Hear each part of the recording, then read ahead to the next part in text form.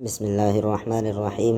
دین صرف قرآن اور صحیح احادیث ہے۔ ہم سب کلمہ پڑھنے والے جب صرف قرآن اور صحیح احادیث کو ہی دین کی حیثیت دیں گے تو ہی ہم آپس میں متحد ہو سکیں گے انشاءاللہ۔ اگر آپ بھی واقعی متحد ہونے کے لیے مخلص ہے تو آئے قرآن و سنت کی طرف، کیونکہ یہی راہ نجات ہے۔ 15ویں شعبان اور اس کی بدعات۔ اسلام ایک مکمل دین ہے، اس میں ذرہ برابر بھی کم و بیشی کی گنجائش نہیں ہے۔ اللہ تعالیٰ کا ارشاد ہے، الیوم اکملت لکم دینکم واتممت علیکم نعمتی ورضیت لکم الاسلام دینا۔ سورہ مائدہ۔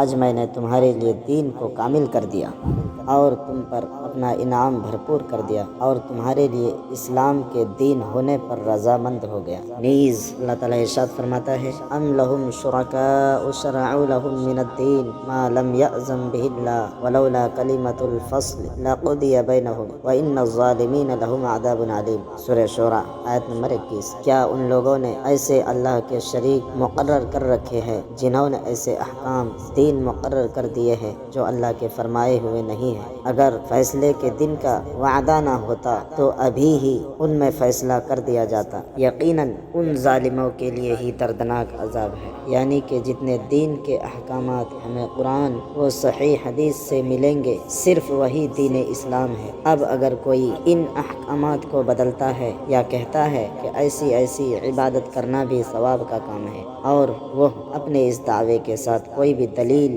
قرآن یا صحیح حدیث سے پیش نہیں کرتا تو وہ اصل میں دین میں اضافہ کر رہا ہے، یعنی شریعت سازی، جو کہ صرف اللہ کا حق ہے۔ اس لیے بھائیوں اور بہنوں، دین کے معاملے میں غلو اضافہ نہ کریں، بلکہ جو طریقے عبادت ہمیں اللہ اور نبی صلی اللہ علیہ وسلم نے سکھایا ہے بس اس طریقے کے مطابق ہی عبادت کریں۔ نبی اکرم صلی اللہ علیہ وسلم نے ارشاد فرمایا، جس نے کار خیر سمجھ کر کوئی کام کیا اور اس کام کا میں نے حکم نہیں دیا تو وہ عمل مردود ہے۔ ایک مسلمان کے لیے نبی اکرم صلی اللہ علیہ وسلم اور خلفائے راشدین کی اتباع ہی کافی ہے۔ آپ صلی اللہ علیہ وسلم نے ارشاد فرمایا، مسلمانوں، تم میری سنت اور ہدایت یافتہ خلفائے راشدین کے طریقے ہی کو اختیار کرنا اور اسے مضبوطی سے تھامے رکھنا اور دین میں اضافہ شدہ چیزوں سے اپنے کو بچا کر رکھنا، اس لیے کہ دین میں نیا کام چاہے وہ بظاہر کیسا ہی ہو بدعت ہے اور ہر بدعت گمراہی ہے۔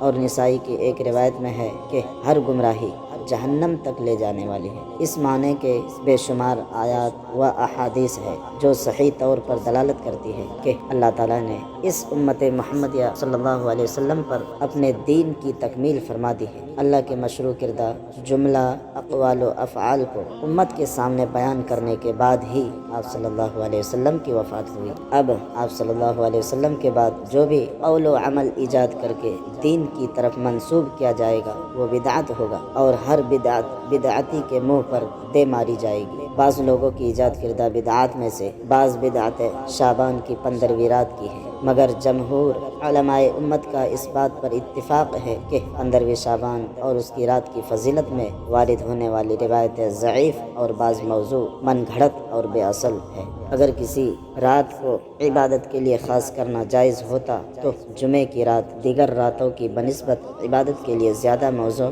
اور مناسب تھی، کیونکہ رسول اللہ صلی اللہ علیہ وسلم نے اس دن سے متعلق فرمایا، سب سے اچھا دن کہ جس دن سورج طلوع ہوا وہ جمعے کا دن ہے۔ لیکن جب رسول اللہ صلی اللہ علیہ وسلم نے جمعے کی رات کو اس دن کی بے شمار فضیلتوں کے باوجود عبادت کے لیے خاص کرنے سے منع فرما دیا، جمعے کی رات کو عبادت کے لیے خاص مت کرو، تو دیگر راتوں کو بدرجہ اولا کسی بھی قسم کی عبادت کے لیے خاص کرنا جائز و درست نہیں، مگر یہ کہ کوئی صحیح دلیل ہو جس سے تخصیص کا پتہ چلتا ہو۔ البتہ ماہ شعبان میں کثرت سے روزے رکھنا تو یہ رسول اللہ صلی اللہ علیہ وسلم سے ثابت ہے، جیسا کہ مائی حضرت عائشہ صدیقہ رضی اللہ تعالی عنہ فرماتی ہے، میں نے نبی صلی اللہ علیہ وسلم کو نہیں دیکھا ہے کہ شعبان سے زیادہ یعنی رمضان کے بعد کسی مہینے میں روزہ رکھتے ہو، چند دن چھوڑ کر پورے ماہ روزہ رکھتے تھے۔ اسی طرح حضرت ام سلمہ رضی اللہ تعالی عنہ سے مروی ہے کہ میں نے نبی صلی اللہ علیہ وسلم کو شعبان اور رمضان کے علاوہ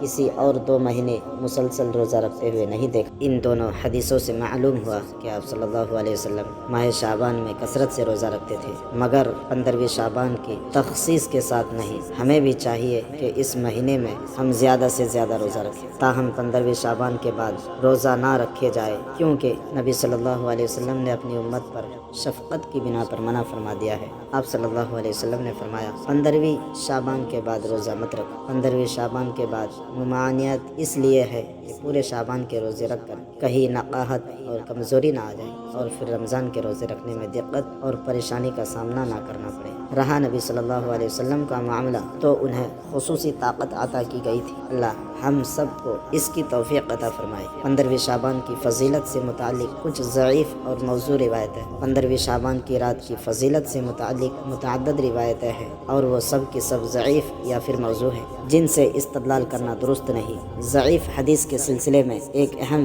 قاعدے شیخ الاسلام ابن تیمیہ نے ذکر کیا ہے۔ وہ فرماتے ہیں ضعیف حدیثوں پر عبادات کے باب میں اس وقت عمل کیا جائے گا جبکہ اس کی اصل صحیح دلیل سے ثابت ہو، لیکن 15ویں شعبان کی رات کو منانے والے جشن کے بارے میں کوئی دلیل اصل نہیں ہے۔ 15ویں شعبان سے متعلق کچھ ضعیف اور موضوع روایتیں تنبیہ اور آگاہ کرنے کی خاطر یہاں ذکر کی جاتی ہے، کیونکہ انہی روایتوں کی وجہ سے امت مسلمہ کی ایک بڑی تعداد رائے حق سے دور ہوئی ہے۔ وہ روایتیں مختصراً مندرجہ ذیل ہے۔ نمبر 1، 15ویں شعبان کی رات کو 12 رکعت والی نماز پڑھنے کی فضیلت سے متعلق روایت۔ امام ابن جوزی فرماتے ہیں یہ روایت صحیح نہیں ہے۔ نمبر 2، 15ویں شعبان کی رات کو 100 رکعت والی نماز پڑھنے کی فضیلت والی روایت۔ امام شوکانی فرماتے ہیں یہ روایت موضوع ہے۔ نمبر 3، نصف شعبان کی رات کو قیام کرنے اور دن کو روزہ رکھنے والی روایت۔ علامہ البانی فرماتے ہیں یہ روایت بہت ضعیف ہے یا موضوع ہے۔ نمبر 4،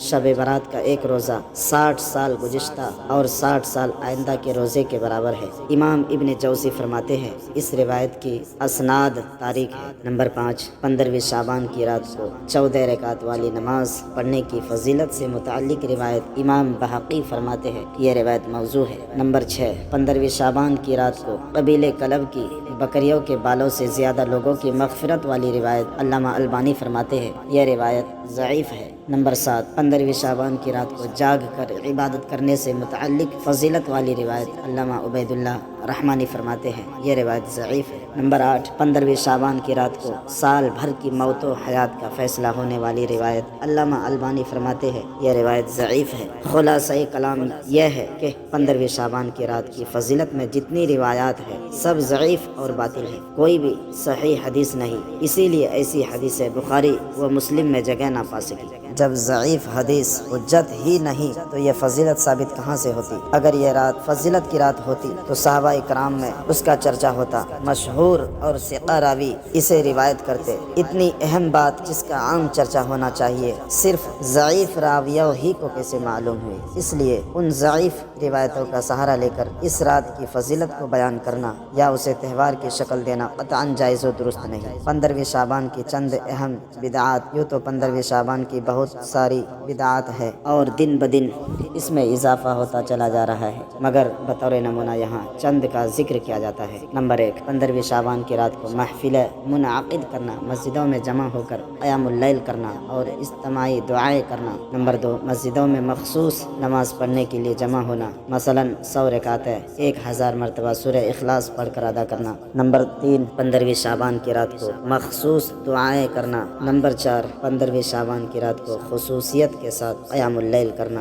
اور دن میں روزہ رکھنا۔ نمبر 5، 15ویں شعبان کی رات کو خصوصیت کے ساتھ سورہ یاسین کی تلاوت کرنا اور قبروں کی زیارت کرنے کے لیے قبرستان جانا۔ نمبر 6، ماہ شعبان میں مردوں کی روحوں کی طرف سے صدقہ و خیرات کرنا۔ نمبر 7، ماہ شعبان میں ایصال ثواب کی غرض سے قرآن خوانی کروانا۔ نمبر 8، 15ویں شعبان سے 1-2 دن پہلے قبروں کو درست کرنا، لیپنا پوتنا۔ 15ویں شعبان کی رات کو اس پر چراغاں روشن کرنا، قمقمہ جلانا، پھول پتیاں چڑھانا، اگر بتیاں جلانا وغیرہ یہ مجوسیوں اور ہندوؤں کے رسم و رواج ہے۔ نمبر 9، 15ویں شعبان کو مختلف قسم کے حلوے پکانا۔ نمبر 10، مردوں کی عید سمجھنا۔ بعض مسلمانوں کا یہ عقیدہ ہے کہ کوئی شخص شب برات سے پہلے مر جائے اور جب تک شب برات میں حلوہ پوری اور چپاتی پر فاتحہ نہ کی جائے وہ مردوں میں شامل نہیں ہوتا ہے۔ نمبر 11، یہ عقیدہ رکھنا کہ 15ویں شعبان کو حلوہ وغیرہ نہ بنایا جائے تو مردوں کی روح دیواریں چاٹ کر واپس چلی جاتی ہے۔ اللہ تعالی ہم سب کو ان بدعات و خرافات سے محفوظ رکھے۔ ناظرین، ویڈیو اچھی لگے تو ویڈیو کو لائک اینڈ شیئر اور چینل کو سبسکرائب ضرور کیجیے۔